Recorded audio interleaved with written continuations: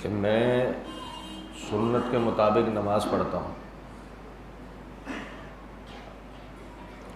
اور سنت کے مطابق میں نے حج کیا ہے. میری قربانی قرآن اور حدیث کے مطابق. میرا عقیدہ قرآن اور صحیح احادیث سے ثابت شدہ عقیدہ ہے. میری تجارت قرآن اور حدیث سے ثابت شدہ ہے. میری شادی بیاہ موت میت کی رسومات یہ قرآن اور حدیث کی تصریحات سے ثابت شدہ ہے. آپ نے حاجی صاحب کی ساری باتیں سن لی. اب تھوڑا سا غور کریں. یہ جو قرآن اور حدیث سے ثابت شدہ ہے، یہ قرآن اور حدیث ثابت شدہ ہے، یہ جو قرآن اور حدیث سے ثابت شدہ ہے ہر بات حاجی صاحب کی، یہ جس قرآن اور حدیث کا یہ نام لے رہے ہیں یہ قرآن اور حدیث خود ثابت شدہ ہے. اب حاجی صاحب کا جواب کیا ہوگا؟ بے شک ٹھیک ہے. اگر یہ ثابت شدہ ہے تو اس سے پہلے چند چیزیں واضح ہونا ضروری ہیں.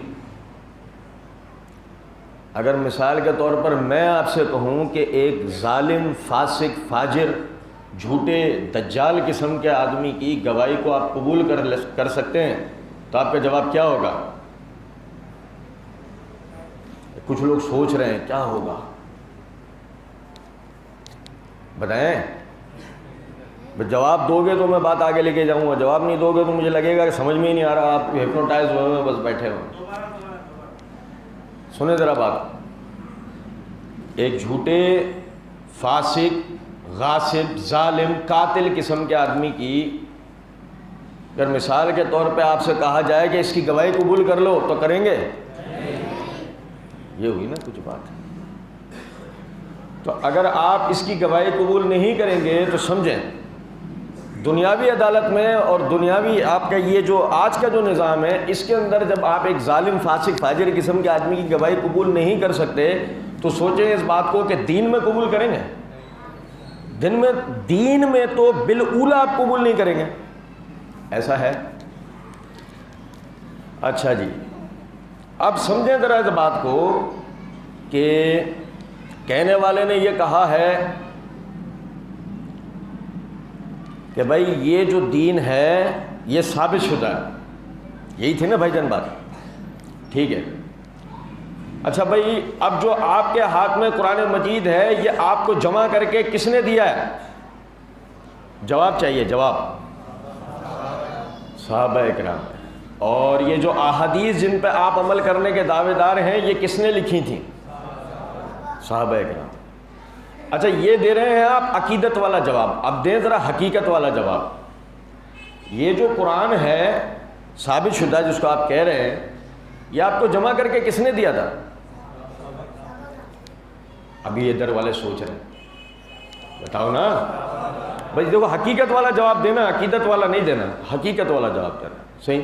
کسی بھی عقیدت کا شکار مت ہو. دیکھو علمی مجلس میں آدمی علمی بات کرتا ہے، ٹھیک ہے نا. تو اس بات کو سمجھیں کہ آپ نے کہا حقیقتاً کہ یہ جو قرآن ہے یہ صحابہ کرام نے آپ کو جمع کر کے دیا تھا، یہ تاج کمپنی کا چھاپا ہوا نہیں ہے. ایسے ہی کہہ رہے ہیں نا.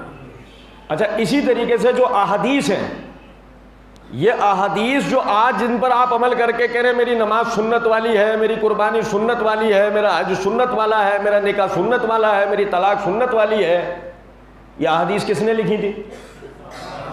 صحابہ کرام.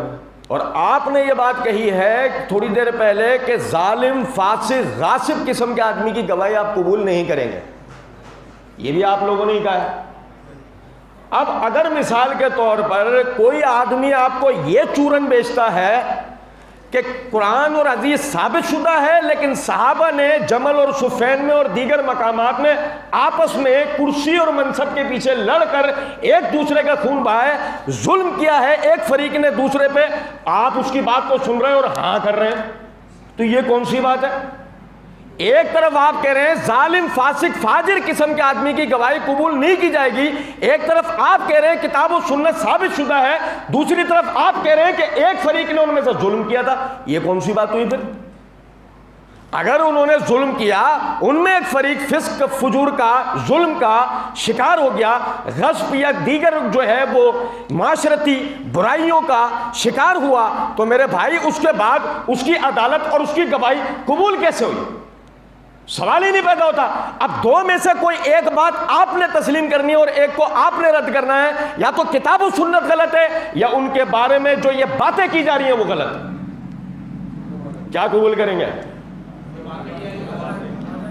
عقیدت والی نہیں، بات کرو علمی.